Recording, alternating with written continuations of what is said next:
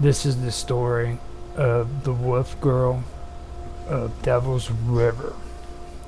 In 1835, a group of American colonists led by Dr. Charles Bill was camped at Lake Epentosa, a renowned haunted location near what is now Carrizo Springs in southwest Texas. Half a mile away from the Bill group, John Dent and his pregnant wife, Molly Pertol Dent, both from Georgia, had built a brush cabin.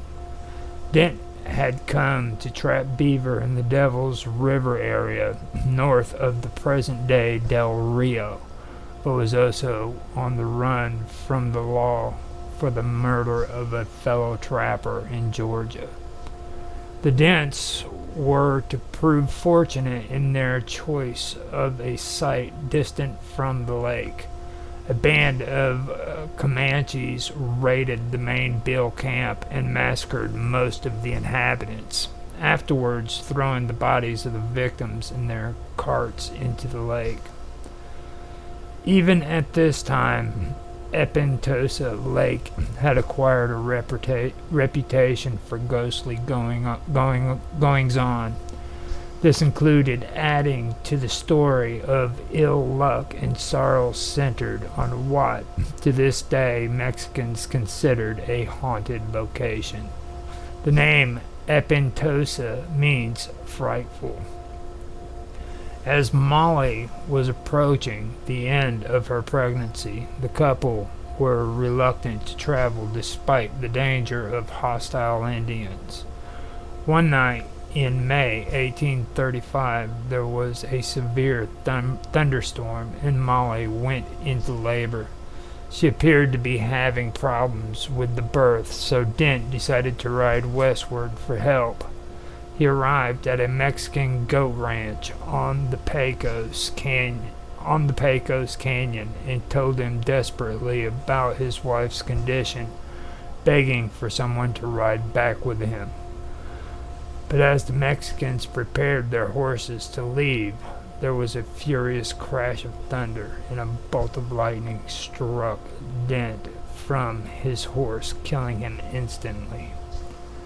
After a considerable delay, the goat herders mounted up and followed Dent's direction. However, darkness fell before they had got over the divide to Devil's River, thus delaying the search. Finally, at sunrise the next morning, they located the Dent's isolated cabin. But what they found outside the cabin, in an open brush arbor, was Molly Dent lying dead, alone. She had apparently died in childbirth, but there was no trace of the baby anywhere. The child was never found, but fang marks on the woman's body and numerous wolf tracks over the area made the goat herders naturally assume that the infant had either been devoured or carried off by lobo wolves. But this was just the beginning of the story. 10 years later, in 1845, a boy living at San Felipe Springs del Rio reportedly saw a creature with long hair covering its features that looked like a naked girl attacking a herd of goats in the company of a pack of lobo wolves. The story was ridiculed by many, but still managed to spread back among the settlements. Around a year after this incident, a Mexican woman at San Felipe complained she had seen two large wolves and an unclothed young girl devouring a freshly killed goat. She approached close to the group, she said, before they saw her and ran off. Usually, it was very dangerous for humans to eat raw meat. Since the wolf girl never had the chance to learn how to cook a ham or other meats, her body must have become accustomed to digesting uncooked meats just like a wolf. A woman noticed that the girl ran initially on all fours, but then rose up and ran on 2 feet, keeping close to the wolves. The woman was in no doubt about what she had seen. The woman was in no doubt about what she had seen, and the scattering of the people in the River country began to keep a sharp watch for the girl. There were similar reports by others in the region during the following year, and Apache stories told of a child's footprints, sometimes accompanied by handprints, having been found among wolf tracks in sandy places along the river. A hunt was organized to capture the Lobo, or Wolf Girl, of Devil River, as she had now become known, comprising many Mexican vaqueros. On the third day of the hunt, the naked girl was sighted near Espantosa Lake running with a pack of wolves. The cowboys managed to separate the girl from her wolf companions and cornered her in a canyon, where she fought like a wildcat, clawing and biting frantically to keep her freedom. They finally managed to lasso her to keep her still, but while they were tying her up, she began to make frightening, unearthly sounds, somewhere between the scream of a woman and the howl of a wolf. As she howled, the monster he-wolf from whom she'd become separated appeared and rushed at her captors. Fortunately, one of the cowboys reacted quickly and shot it dead with a pistol, at which the wolf girl fell into a faint. Securely bound, the men were now able to examine the girl and noted that despite a body covered with hair and her wild mannerisms, her appearance was human. Her hands and arms were well muscled, but not out of proportion, and she lacked the ability to speak, only making deep growling noises. She moved smoothly on all fours, but was rather awkward when made to stand up straight. The girl was put on a horse and taken to the nearest ranch, an isolated 2-room shack amid the desert wilderness. She was put in one of the rooms and unbound. The cowboys offered her a covering for her body and food and water, but she refused, cowering in the darkest corner. Then they left her alone for the night, locking the door and posting a guard outside. The only other opening in the room was a small boarded-up window. But as night fell, the cowboys heard terrifying howls coming from the wolf girl's room. The strange cries carried through the still night air, unsettling her captors, and soon finding answers from among the wolf pack in the wilderness beyond the shack. Soon there were long, deep howls coming from all sides as the pack drew closer to the house. Then occasionally strange howling screams from the girl answering them from inside her dark room. Suddenly the large pack of wolves charged into the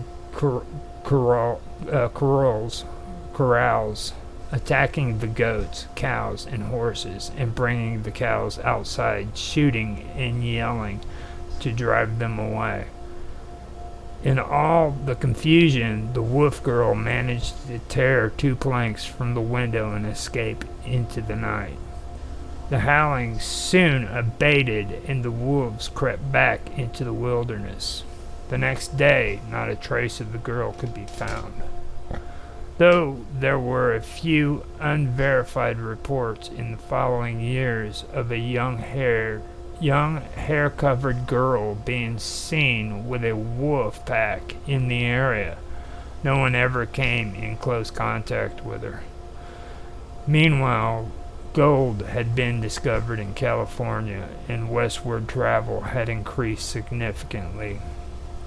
In 1852, a surveillance party of frontiermen searched for a new route to El Paso, where riding.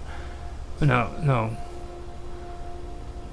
In 1852, a surveying party of frontiersmen searching for a new route to El Paso were riding down to the Rio Grande at a bend far above the mouth of Devil's River. They were almost at the water's edge when they saw at close range, sitting on a sandbar, a young woman suckling two wolf cubs. Suddenly she saw them, quickly grabbing the pups and dashing into the brakes at such a rate that it was impossible for the horsemen to follow. The girl would have been 17 years old that year. After that, she disappeared into the wilderness forever. It is impossible now to know what became of Molly Dent's daughter, presuming that's who the wolf girl was. There were subsequent reports of human-faced wolves in the area right up until the 1930s, and author L.D. Bartolon wrote in 1937, during the past 40 years, I have in the western country met more than one wolf face strongly marked with human characteristics. The story of the wolf girl of Devil's River reads more like a folk tale than a real child case, and the large amount of evidence for what happened is all anecdotal. She does, however, seem to live in a more subtle form. Her ghost has apparently been seen in the old San Felipe Springs area beside the bank of Devil's River. In 1974, the same year as Delfo's Wolf Girl in Kansas, a hunter in this area claimed to have seen her again in the form of a white apparition which vanished before his eyes. Back in the autumn of 1835, when John and Molly Dent had newly arrived in Texas, Molly wrote her mother an odd letter. It said merely, "Dear Mother, the devil has a river in Texas that is all his own, and it is made only of those who are grown. Yours with love, Molly." North America has been home to countless legends of various cryptids and creatures since long before the formation of the United States. Everything from Sasquatch to human-animal hybrids. Every state has a very unique story to tell. There is a legend among the locals of Mobile, Alabama, that concerns a half-wolf, half-woman creature. In April 1971, residents of Mobile, Alabama had encounters with a bizarre and strange creature.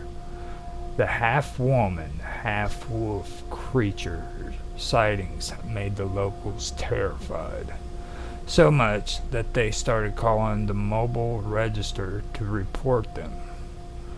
On April the 8th, 1971, A local newspaper reporter reported the phenomena and even displayed a drawing of the cryptid created by their illustrator. Witnesses described the creature as having the upper half of a beautiful woman and the back quarters of a wolf. According to the reports, the creature ran on all fours, just like a wolf would. Most of the sightings occurred at night. The creature was said to be fond of Plateau and Port City. Was there really such a creature wandering through Mobile at night? It doesn't seem that there were any paw prints or physical encounters. We will probably never know.